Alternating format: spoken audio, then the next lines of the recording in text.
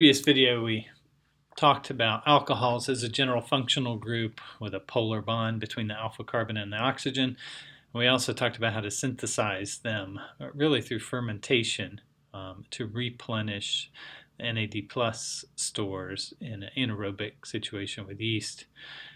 This video is going to talk about alcohol nomenclature. How do you name these alcohols? And really we've done a lot of work already in alcohol nomenclature. The stuff we did at the beginning of the semester when we named carbon chains is going to be very useful, and so this will be pretty straightforward. Let's talk about this one as an example of a simple alcohol. The first thing we always do when naming alcohols is try to find the longest carbon chain that contains the alcohol, and in this case we've got 7 carbons with a terminal alcohol. And so we would think that the parent chain here would be some sort of heptane. But instead of putting an E at the end for heptane, I'm going to replace it with an OL. So instead of heptene, we've got a heptanol.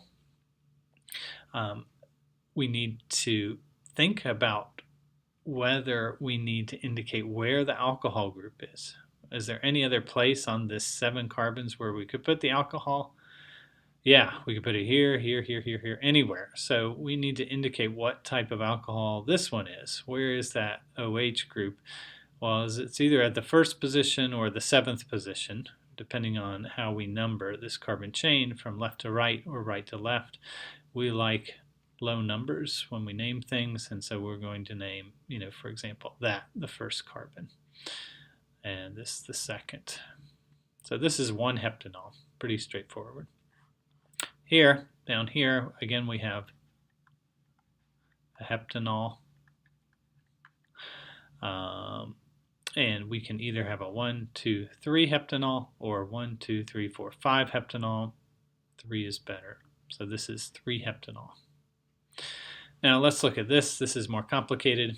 Again, what's the longest carbon chain that contains the alcohol?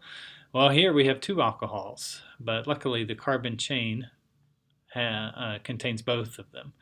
And so this looks like some cyclohexane with 2 alcohols. And so instead of calling this just an ol, we're going to call it a diol. Right? That's an O here. Diol, D-I-O-L. So this is a cyclohexane diol. That's pretty messy, but you can deal with it, hopefully. Now, do we have to say where these 2 alcohols are? Yeah. One of them's going to be at the 1 position just because we have flexibility about how to name a ring. We can always put 1 wherever we want. But the second one, in relation to the first, can be in really 3 different locations. Here they're right next to each other. So this is a 1, 2 cyclohexane diol. And if you'll notice, there's some stereochemistry associated with this diol. Both of these alcohols are indicated as wedges coming out at you. They're on the same side of this ring, and so we do need to indicate this is a cis, 1, 2 cyclohexane diol. If one of these was a dash and one was a wedge, then we'd have a trans, and that's a different molecule, so we need to name it differently. Cis 1, 2 cyclohexane diol. Okay, this one down here is interesting. We've got a lot of carbons here, and really the longest carbon chain is this 6-membered phenyl ring down here. This isn't cyclohexane, it's a phenyl ring, or a benzene ring, right? Depending whether it's the parent or a substituent. But this 6-membered ring doesn't have the alcohol. So we need the longest carbon chain that has the alcohol group in it. So really we have 1, 2, 3, 4. We have 4 carbons here. That's our longest continuous carbon chain that has the alcohol.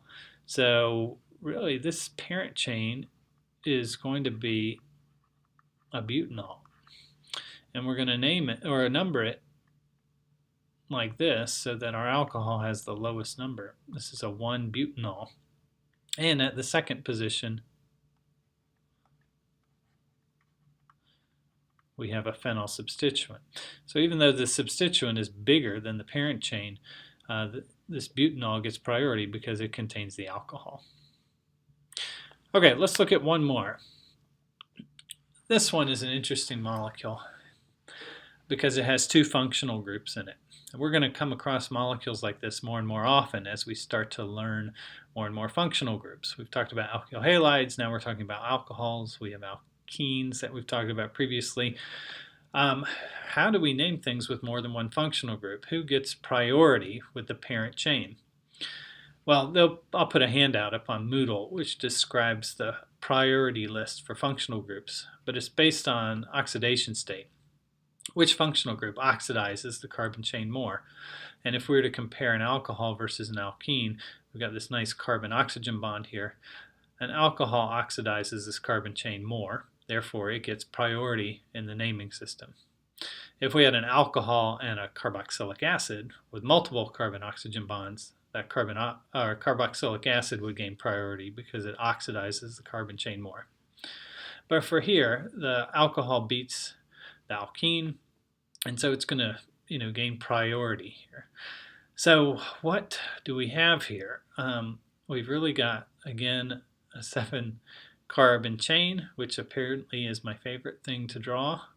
And so we have a sort of heptanol, but we don't have just a heptanol. We have an enol, right? Just like here we had a diol. We're describing both functional groups at once.